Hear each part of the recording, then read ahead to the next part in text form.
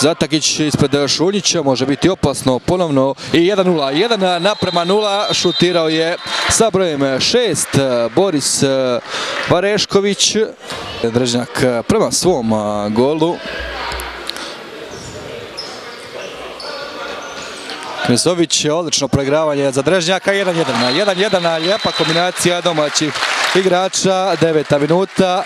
Poravnanje rezultata, Knezović je odlično uposlio Ivana Drežnjaka. Odlična kombinacija sada i 2:1, Hrkać je asistent za Josipa Boškovića i u 9. minuti 2 puta je lopta završila u mreži ekipe Mostar Stari Grad.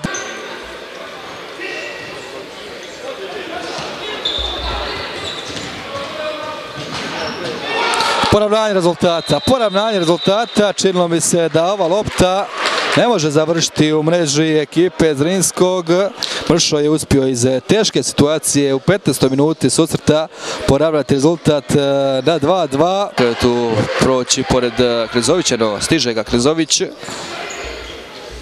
Ivanković, dobar pokušaj Ivankovića, 3:2. Ivan Ivanković. Drežnjak, kombinacija za Boškovićem, 4:2, Ivan Drežnjak, 20.